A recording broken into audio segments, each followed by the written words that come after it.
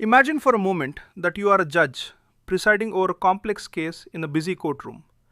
You have a massive stack of evidence, a dense set of laws, and two highly emotional sides arguing their cases. Now, if you were to decide the outcome of that case based on how your previous boss handled a similar situation, or based on what felt most convenient for you that morning, you would be failing your duty as a judge. You are tasked to decide based on the specific evidence presented and the letter of the law, not your personal comfort or past habits. Taking the DASM certification exam is exactly like being that judge. When you read a long, involved question about a project team that is struggling with communication, you cannot simply choose the answer that sounds like the easiest path or the way you handled it in your last office. You must choose the answer that aligns perfectly with the PMI philosophy of Disciplined Agile. The PMI mindset is the underlying non negotiable set of values like pragmatism, flow, and servant leadership that should guide every single decision you make as a practitioner. Put simply, it is the specialized lens through which you must look at every scenario provided to you. If a question asks what a Scrum Master should do when a developer is blocked, the correct answer isn't the one that is most popular among your peers. It is the one that best reflects the foundational Agile principle of removing impediments and empowering the team. If you try to answer these questions using your own personal office habits, you will almost certainly get them wrong. You have to consciously step into this professional, framework aligned role. So, now that we've mastered the idea that the exam tests your ability to think through a specific professional lens, you might be wondering how on earth to spot the hidden clues within those long, complicated, and often tedious paragraphs. Well, that brings us right into our next step, which is how to systematically deconstruct complex exam scenarios. Think about being a seasoned detective arriving at a chaotic crime scene. There is trash scattered on the floor, a broken chair in the corner, a half eaten sandwich on the desk, and a heavy safe with the door wide open. The detective doesn't focus their energy on analyzing the sandwich. They focus their attention entirely on the safe, because that is where the truth lies. In DSM exam questions, the PMI writers love to provide noise. They will tell you that the team has been working together for exactly 6 months. The office is located in a busy district. The coffee machine in the break room is broken, and the senior manager is currently on vacation. They are trying to distract you with these details. You have to learn to strip away that irrelevant background information and focus exclusively on the core conflict. Formally, we call this identifying the root cause or the primary constraint. Simply put, ask yourself, what is the actual singular problem I am being asked to solve? Is the team lacking a defined process? Is there a deep-seated conflict between two people? Is the scope being ignored? Once you identify the core problem, the distracting details about the office location or the specific project timeline become completely irrelevant background radiation. Practice ignoring the fluff and highlighting only the facts that describe the specific behavior or the process failure. So, now that we have mastered how to cut through the noise and find the real problem, you might be wondering how we decide which of the 4 possible answers is the truly best one. Well, that brings us right into our next step, which is the foundational logic of servant leadership. Consider a dedicated gardener in a beautiful sprawling public park. If the gardener constantly runs onto the grass to physically pull and push the flowers to grow faster, he will inevitably crush the very delicate things he is trying to cultivate. Instead, a true master gardener prepares the soil, provides the right amount of water, and removes the weeds. He lets the plants grow on their own, guided by nature. This is the essence of servant leadership.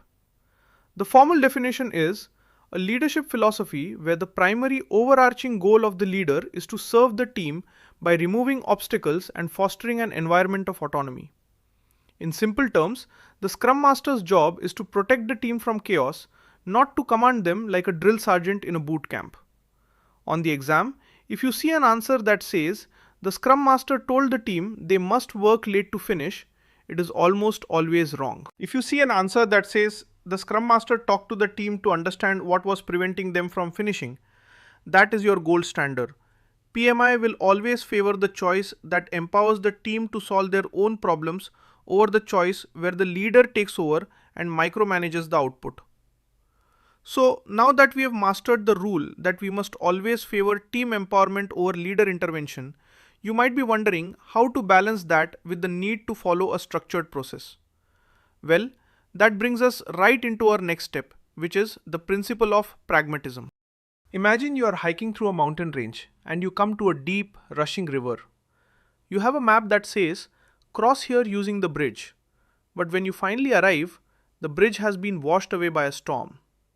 A rigid, process-obsessed person would stand at the river bank and wait for the bridge to be rebuilt because the map says so.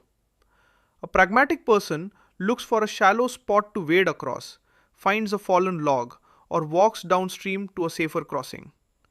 Pragmatism is the core of Disciplined Agile. The definition is the recognition that no single framework is perfect and we must choose the best way of working for our specific situation. In simple terms, it means what actually works right now for this team. On the exam, PMI absolutely hates the word always. If an answer says you should always do a daily stand-up for exactly 15 minutes, be extremely suspicious. But if an answer says you should evaluate the team's needs and choose the frequency and length of the meeting that brings the most value, that is the pragmatic correct answer. Context is king. You aren't being tested on memorizing a rule book. You are being tested on your ability to apply the right tool at the right time. So, now that we've mastered the need for context-based pragmatic thinking, you might be wondering how we handle those questions where multiple answers actually seem like good ideas. Well, that brings us right into our next step, which is the strategy of prioritizing the most important action. Think about a doctor in a busy emergency room. A patient comes in with a minor cut on their finger and severe chest pain. Both are problems and both need to be addressed eventually. But the doctor must address the chest pain first because that is what kills the patient. In DASM exam questions, you will often find two answers that are both technically correct things to do.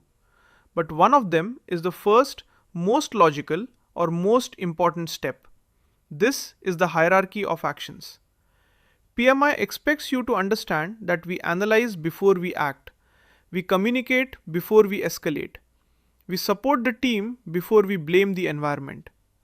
If the answer says, fire the developer who is slow, that's obviously wrong. If it says, coach the developer to see if they need help, that's better.